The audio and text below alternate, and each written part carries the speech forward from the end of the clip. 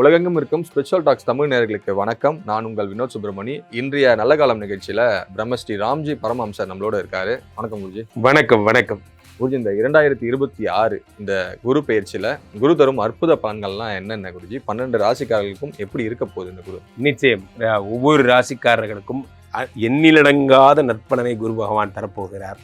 காரணம், அவர் உச்சம் பெற்ற குருவாக இருக்கிறார். யார் யாரெல்லாம் வெளிநாடு போகிறீங்க, யார் யாருக்கெல்லாம் குழந்தை கிடைக்க போகுது, யார் யாருக்கெல்லாம் கல்யாணம் ஆக போகுதுங்கிறத ராசி ரீதியாக நாம் பார்த்து விடலாம்.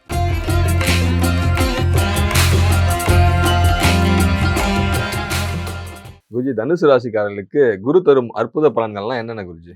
தனுசு ராசிக்காரர்களை பொறுத்த வரைக்குமே குரு பகவான் உங்களுக்கு அற்புத பலனை பண்ணுறாரா இல்லையோ, பெரும்பாலும் உங்களை டிஸ்டர்ப் பண்ணாமல் இருந்தாருனாலே போதும். அதான் முக்கியமான ஒரு வார்த்தை. என்னென்னா, எல்லா தனுசு ராசிக்காரர்களுக்கும் ஒரு ஆசை இருக்கும். சில்ட்ரன்ஸ் ஆஃப் குரு பகவான் இவங்களுடைய எண்ணங்கள் என்னன்னா, உயர் பதவி, இவங்க பார்த்தீங்கன்னா வினோத் எப்பயுமே ஒரு பேங்க்கில் பெரிய அதிகாரியாக இருப்பாங்க, அல்லது ஒரு கவர்மெண்ட் ஆஃபீஸராக இருப்பாங்க, அல்லது இவங்க ஒரு அதிகாரியாக இருக்கிற ஸ்தானத்திலே இருப்பாங்க. இவர்கள் வேலை பார்க்குற இடத்துல இருக்க மாட்டாங்க, வேலை சொல்கிற இடத்துல இருப்பாங்க. அந்த மாதிரி இருப்பாங்க. அது அவங்களோட குணம். அப்போ இந்த 4ஆம் இடம் என்பது என்ன அப்படின்னா, உயர்கல்வி, உயர் பதவி, இதெல்லாம். அதற்குடையவனும் இதே குரு தான், ராசிநாதன் குரு தான். 4 கோடி. இப்போ தனுசு ராசிக்காரங்களாம் இப்போ பயங்கர ஆச்சாரமாக இருப்பாங்க. பார்த்திங்கன்னா அப்படி மேலே தொட மாட்டாங்க. அப்படி பார்த்திங்கன்னா கரெக்டாக அந்த இது நேரத்துக்கு சாப்பிடுவாங்க. அச்சோ நான் இதெல்லாம் பண்ண மாட்டேன் அப்படிம்பாங்க. இந்த மாதிரிலாம் ரொம்ப என்ன சொல்லுது, என்ன சுத்தம் என்ன சுகாதாரம் அப்படிங்கிற மாதிரி அவங்க அப்படி இருப்பாங்க. டெய்லி கோயிலுக்கு போயிடுவாங்க. இந்த மாதிரிலாம் குணங்களுடையவங்களாக இருப்பாங்க. இது 8ஆம் இடத்துல போய் குரு மறையிறார். இப்போ மறையும் போது இவங்க லைஃப் ஸ்டைலே மாறும். ஃபார் எக்ஸாம்பிள், காலைல 6 மணிக்கே ஷிஃப்ட்டுக்கு போய் ஆகணுங்கிற நிலைமை உருவாகும். டெய்லி காலையில் கோயிலுக்கு போயிட்டு 9 மணிக்கெல்லாம் ஆஃபீஸ் போயிட்டு இருந்த ஒரு ஆள் லைஃப் ஸ்டைல் மாறுது.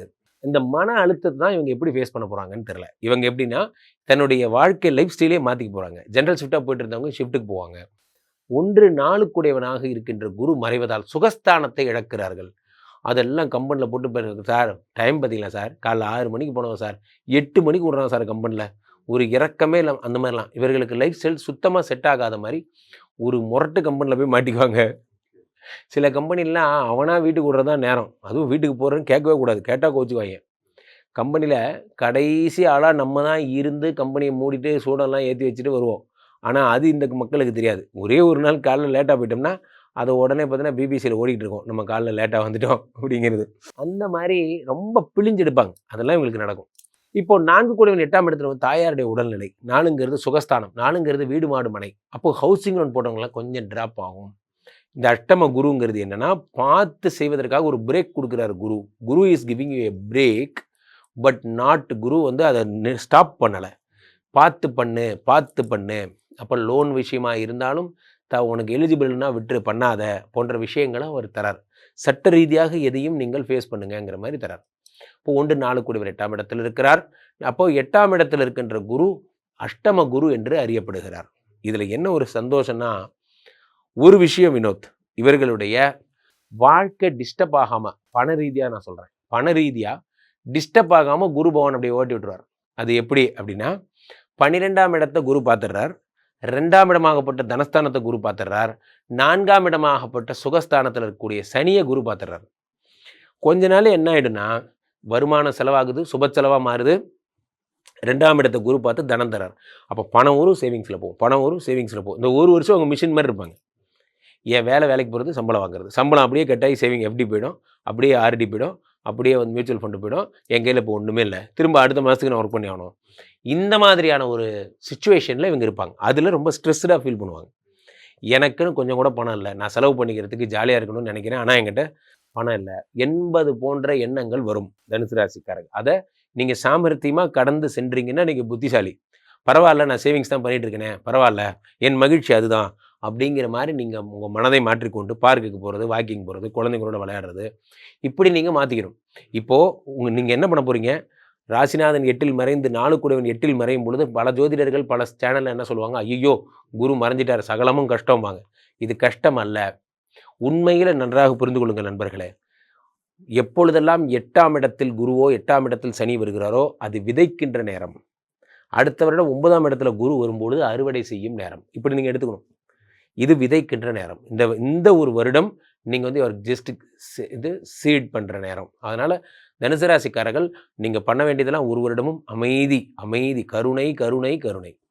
குருஜி, உங்களுக்கு திருமணம் சார்ந்த விஷயங்கள்ல இந்த வருடம் தான் திருமணம் நடக்க வாய்ப்பு இருக்கு. ஏன்னா 12ஆம் இடத்தை இல்வாழ்க்கைங்கிற இடத்த குரு பார்க்கிறார். அப்போது இல்வாழ்க்கைன்னு ஒன்று நடந்தால் தானே திருமணம், திருமணம்னு நடந்தால் தானே இல்வாழ்க்கை நடக்கும்.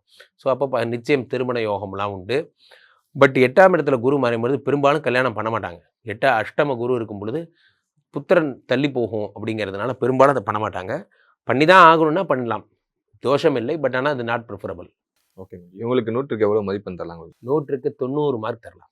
குருஜி, இந்த உச்ச குரு அப்படின்னு சொல்றாங்க. இந்த உச்ச குரு 12 வருடத்துக்கு ஒரு முறை நடக்கிற ஒரு பெயர்ச்சின்னு சொல்றாங்க. இதை பத்தி சொல்லுங்க குருஜி.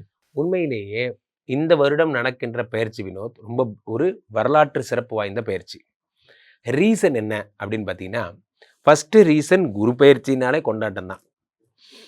அப்போது குரு பயிற்சியிலேயே குரு 12 எங்கே வந்தா உச்சம் நீச்சம். இப்போது ஒரு குரு வந்து மகரத்தில் நீச்சம், அதுக்கு 7ஆம் இடம், அதாவது 180 டிகிரியில் அவர் வந்து ஆட்டோமேட்டிக்காக உங்களுக்கு உச்சமடைகிறார். ஸோ அதனுடைய 7ஆம் இடம், மகரத்துலேருந்து 7ஆம் இடத்துல அவர் வந்து உச்சமடைகிறார். ஸோ இந்த கால்குலேஷனில் இந்த கடகத்துக்கு வருவது 12 வருடத்துக்கு ஒரு முறை என்று ஆகிவிட்டது. கடகத்திற்கு வந்த குரு பகவான் என்னென்ன பலன்களை தருவார்னா, உலகத்துக்கே பலன்களை அள்ளி தருவார்.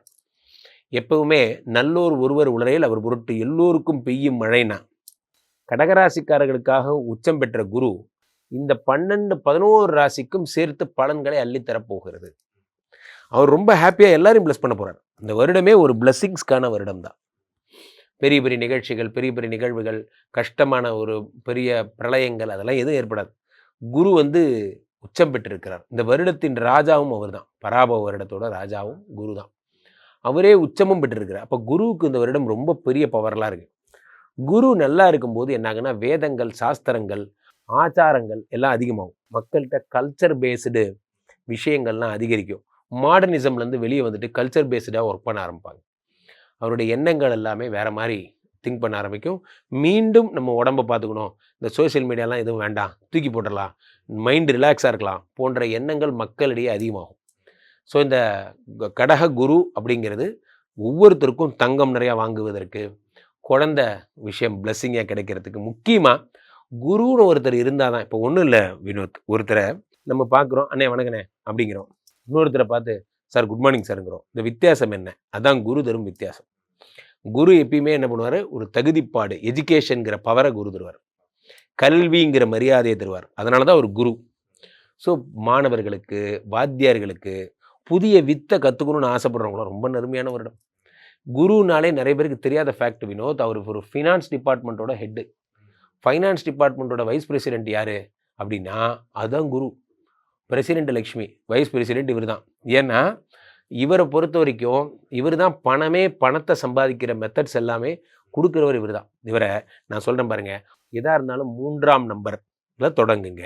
ஆலங்குடி, திட்டை அல்லது சென்னை திருவழிதாயம் இங்கே இருக்கிற பாடியில் இருக்கிற குரு பகவான் கோயில்களுக்கு செல்லுங்க.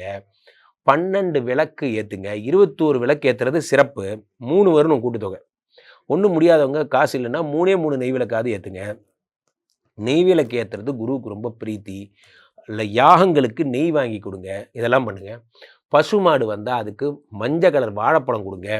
சாதுக்கள், சித்தர்கள் அவங்க ஜீவ சமாதிகளுக்கெல்லாம் போனோம், அங்கு சென்று வழிபடணும். அவர்களுக்கு, சாதுக்களுக்கு எவ்வளோ முடியுமோ கொடையோ செருப்போ அது தண்டமோ ஏதாவது அவங்களுக்கு வாங்கி தர்றது சிறப்பு. அவர்களை எவ்வளவுக்கு மகிழ்விக்கிறீங்களோ அவ்வளோக்கு நீங்கள் லைஃப்பில் நல்லா இருப்பீங்க.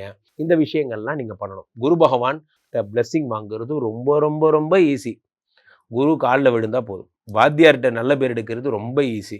வாத்தியார்கிட்ட சரண்டர் ஆயிடணும். என்னை பார்த்துக்கோங்க சார், உங்களை நம்பி வந்துட்டேன்னு சொன்னால் வாத்தியாரே எல்லாம் பார்த்துப்பார். ஸோ அதனால் இந்த வருடம் குருவினுடைய முழு ஆட்சி பெற்ற வருடம். உங்களை தொடர்பு கொள்ளணும், ஸ்ரீமடத்துக்கு வரணும் அப்படின்னா எப்படி தொடர்பு கொள்ளலாம்? என்னை தொடர்பு கொள்ள விரும்புபவர்கள் கீழே போயிட்டு இருக்கேன், இந்த 2 நம்பரை கூப்பிடுங்க.